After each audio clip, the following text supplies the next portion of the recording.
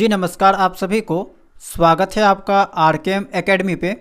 तो देखिए फाइनली आपका झारखंड बीएड का जो सेकेंड राउंड काउंसलिंग हुआ था उसके बाद सीट मैट्रिक्स जो है वो जारी कर दिया गया है। ठीक है, यानी कि किस कॉलेज में कितना सीट अभी बचा हुआ है उस चीज़ का इन्फॉर्मेशन आपके सामने है। आप इसको जो है वो डाउनलोड कर सकते हैं। कहाँ से आपको डाउनलोड करना है, तो मैंने तीनों का पीडीएफ, बीएड का, एमएड का और बीपीएड का, तीनों का पीडीएफ जो है आरकेएम एकेडमी के टेलीग्राम चैनल में अपलोड कर दिया है।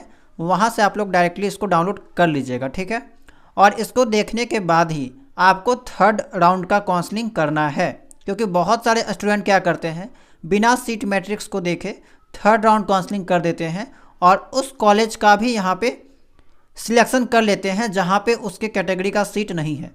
तो यहाँ पे आप देख सकते हैं कि संपूर्ण जानकारी आपको यहाँ पे दे रखी होती है कि आपके कैटेगरी का उस कॉलेज में सीट बचा हुआ है या नहीं बचा हुआ है। ठीक है, जैसे कि एक बार हम समझा देते हैं आपको कि एआरएस बीएड कॉलेज बीएसएल, ठीक है, जो कि आपका बोकारो स्टील सिटी में आपका आता है शायद एआरएस बीएड कॉलेज। तो यहाँ पे अगर देखा जाए तो यूआर कैटेगरी का केवल एक सीट है, BC2 कैटेगरी का एक भी सीट नहीं खाली है। अब BC2 के जो भी स्टूडेंट्स हैं वो अगर इस कॉलेज को प्रेफरेंस में डालते हैं तो जाहिर सी बात है इनको यहाँ पे कॉलेज जो है वो नहीं मिल पाएगा, क्योंकि इसका सीट यहाँ पे है ही नहीं। केवल ये अगर चाहे तो केवल यूआर कैटेगरी वाले सीट पे आ सकते हैं, लेकिन इसका चांस जो है वो बहुत कम है, ना के बराबर है।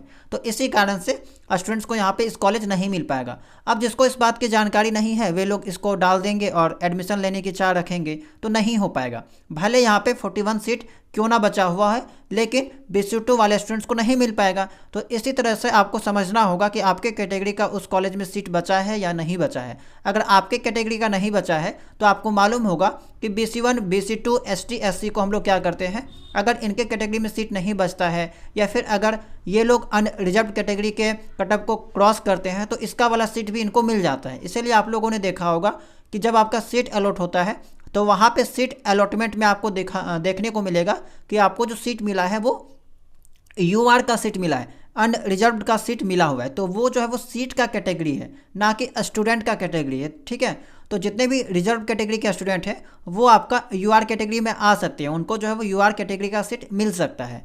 तो इन सभी चीज़ों को आपको ध्यान में रखना है।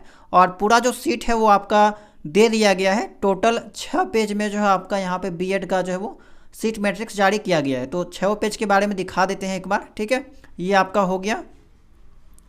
अब यहाँ पे एक बार गवर्नमेंट कॉलेज के बारे में बात कर ले तो देखिए गवर्नमेंट कॉलेज में आपका जो है वो सभी का एक साथ नाम दे रखा है 41, 42, 43, 44 में। यहाँ पे टोटल जो है वो अगर बात करें देवघर में तो 19 सीट खाली है अभी भी। इसके अलावा हजारीबाग में आपका 7 सीट खाली है, रांची बॉयज़ वाला कॉलेज में आपका 12 सीट खाली है और रांची वुमेंस वाला में अभी भी 41 सीट खाली है। अच्छा खासा सीट आपको यहाँ पे बरियातू वाला में देखने को मिला है, government women teacher training college, जबकि आपका सेकेंड राउंड काउंसलिंग हो चुका है उसके बावजूद भी यहाँ पे भी। लेकिन आप ध्यान दीजिएगा तो देखिए कुछ कैटेगरी के का जो सीट है उसमें आपका नहीं बचा है, जैसे कि माइनॉरिटी कोटा का जो है वो सीट यहाँ तो नहीं है। इसके अलावा अगर आप देखेंगे तो देखिए ईडब्ल्यूएस का सीट भी आपको कहीं कहीं पे नहीं देखने को मिलेगा, जैसे कि हजारीबाग में आपका ये वाला ख़त्म हो चुका है, पूरा जीरो हो गया है। रांची वाला में भी आपका ईडब्ल्यूएस का पूरा सीट ख़त्म हो चुका है, तो ये लोग यहाँ पे नहीं फिल कीजिएगा। इसके अलावा यहाँ पे देख सकते हैं 2 सीट यहाँ से भी पूरा ख़त्म हो चुका है, यानी कि ये आपका ST PTG कैटेगरी का है। ठीक है, प्राइमेटिव जो ST आते हैं उनके लिए है, तो उनको भी यहाँ पर नहीं मिल पाएगा। तो इस तरह से आपको सभी चीज़ें देखना है। और अनरिजर्व में भी आपका केवल एक सीट बचा है और इसमें भी आपका केवल एक सीट बचा है देवघर वाला में, तो ईडब्ल्यूएस का। ठीक है, तो ये सभी चीज़ें आपको ध्यान में रख के ही काउंसलिंग करना है, ताकि आपको पता चल सके कि आपके जो कैटेगरी का सीट उस कॉलेज में है कि नहीं है। अगर नहीं है तो उस कॉलेज को नहीं डालिएगा, नहीं मिल पाएगा। ये आपका हो गया। टोटल आपका 135 कॉलेज में इस बार एडमिशन हो रहा है, 135 कॉलेज में। और अभी भी देखा जाए तो 6888 सीट जो है वो खाली है, यानी कि कहने का मतलब ये है कि अभी भी आपका जो है 51% सीट जो है वो खाली है। 2 काउंसलिंग पूरा होने के बावजूद भी यहाँ पे जो आधा से ज़्यादा सीट जो है वो खाली है। टोटल सीट कितना है तो 135 कॉलेज है, सभी कॉलेज में आपका लगभग 100 सीट होता है, तो टोटल आपका 13,500 सीट रहता है और वैकेंट सीट अभी भी आपका 6,888 है। कहने का मतलब आपका 51% सीट जो है वो अभी भी खाली है।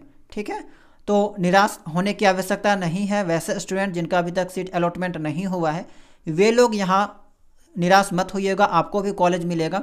बस यहाँ पे आवश्यकता है कि आप लोग सही से काउंसलिंग करें, क्योंकि लालच में आने के कारण बहुत लोग क्या करते हैं, अच्छा खासा कॉलेज का नाम डाल देते हैं। कम यहाँ पे मार्क्स होने के बावजूद, किन्हीं का 60 मार्क्स है, 45 है, वो लोग क्या करते हैं लिस्ट में government college, semi government college या फिर डिमांडिंग कॉलेज को फिल कर देते हैं। तो यकीन मानिए आपको वो कॉलेज कभी भी नहीं मिलेगा, चाहे उस कॉलेज का सीट खाली ही क्यों ना रह जाए, आपको वहाँ पे सीट जो है वो नहीं मिलेगा। ठीक है, तो ये सब चीज़ों को ध्यान दीजिए, आपको यहाँ पे प्राइवेट ही मिलेगा।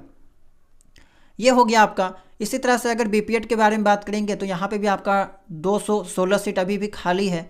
और एमएड के बारे में बात करेंगे तो एमएड में भी आपका 541 सीट जो वो अभी भी खाली है।